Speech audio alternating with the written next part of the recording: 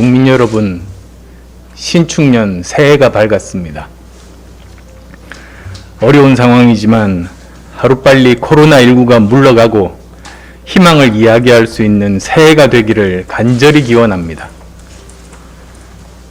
지난 토요일 방송을 통해 알려진 16개월 아기 정인이의 죽음은 너무나 충격적입니다. 그 어린 생명이 무슨 죄가 있다고, 무엇보다도 치밀하지 못한 서울시 행정이 이 악을 방치하고 키워냈습니다. 서울시 책임이 정말 큽니다.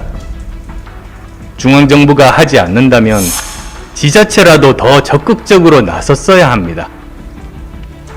아이들이 학대받지 않고 행복하게 자랄 수 있는 권리를 보장하는 것은 국가의 책임이고 어른들의 의무입니다.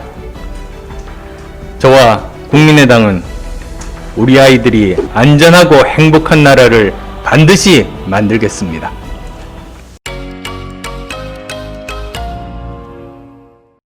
국민 여러분, 신축년 새해가 밝았습니다.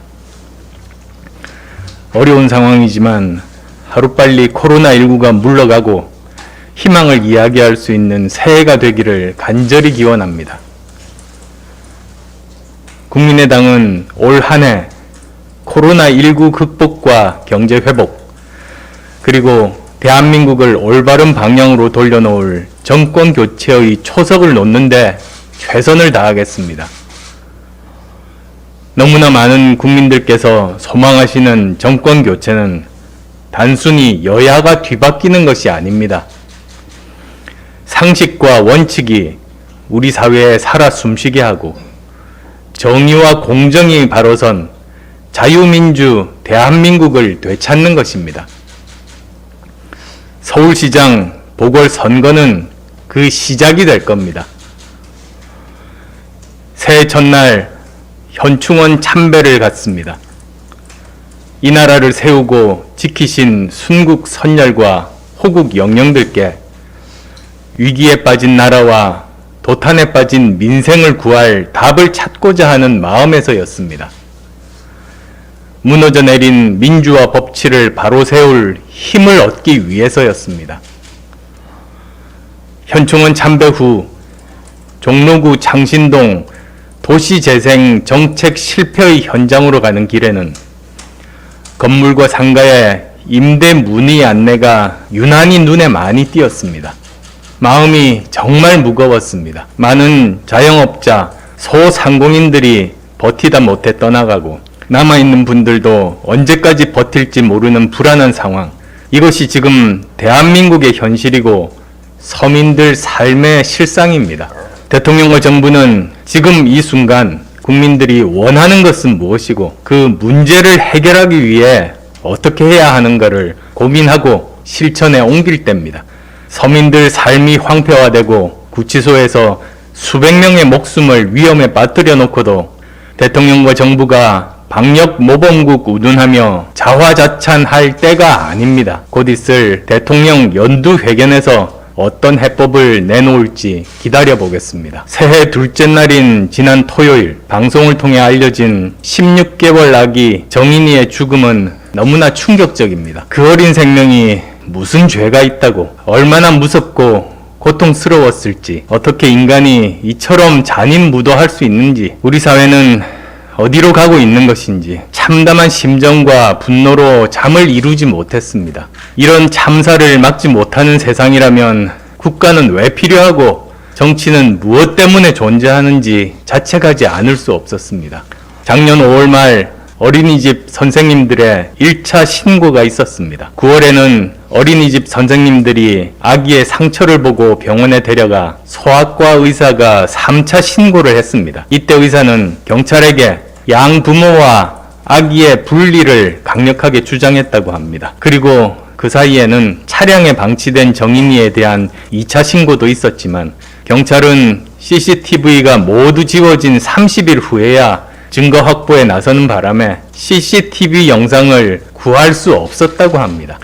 참고로 빠르면 일주일, 늦어도 통상 30일이 지나면 CCTV 영상이 지워진다는 것은 일반적인 수사 상식입니다. 경찰관 여러분들이 고생하시는 것은 알겠지만 이렇게 일해도 되는 것입니까? 천안에서 계모가 아이를 가방에 넣어 살해한 사건이 벌어진 게 작년 6월 1일입니다.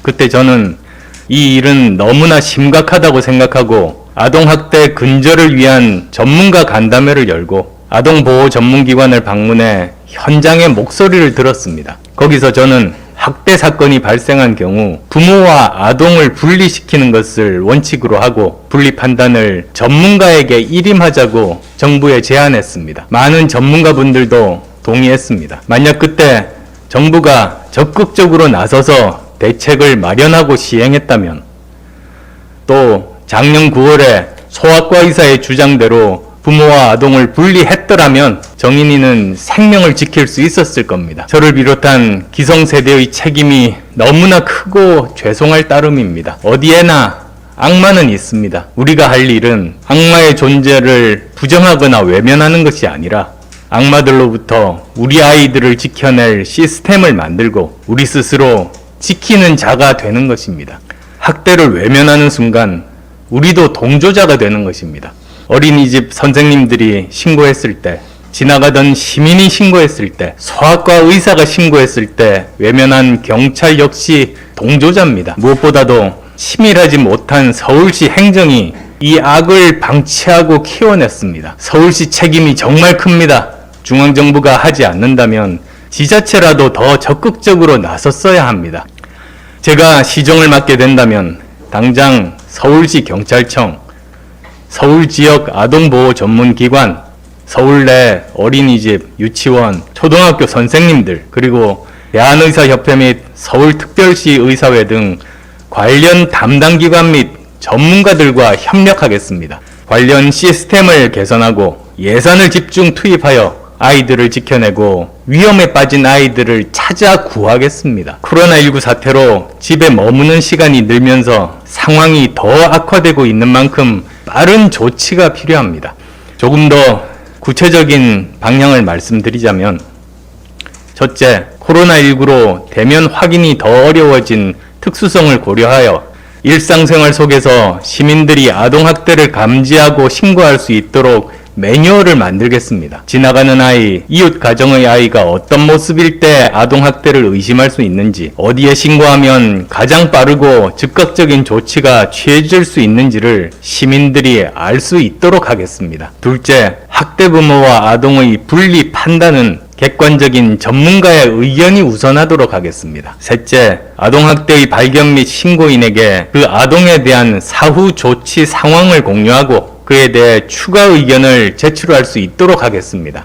신고인은 학대 시점의 정황을 가장 정확하게 알고 있으므로 의견이 충분히 반영될 수 있도록 하겠습니다. 넷째, 서울 지역 아동보호 전문기관의 실태를 점검하고 필요 예산을 충분히 투입하여 학대받는 아동을 더 빨리 발견하고 더 적절하게 보호하도록 하겠습니다. 다섯째, 코로나19와 거리두기로 아동학대의 사각지대가 커지고 있는 만큼 서울시를 중심으로 구와 동주민센터 등 일선 행정당국과 지역 아동보호기관이 연대하는 학대 예방체계 확대 구축 및 운영이 시급히 이루어질 수 있도록 하겠습니다. 아이들 학대는 정말 야만적인 범죄입니다. 정은이는 고통 속에 16개월 짧은 삶을 마치고 우리 곁을 떠났지만 국가와 사회가 무엇을 해야 하는지를 분명하게 알려주었습니다. 아이들이 학대받지 않고 행복하게 자랄 수 있는 권리를 보장하는 것은 국가의 책임이고 어른들의 의무입니다. 저와 국민의당은 우리 아이들이 안전하고 행복한 나라를 반드시 만들겠습니다.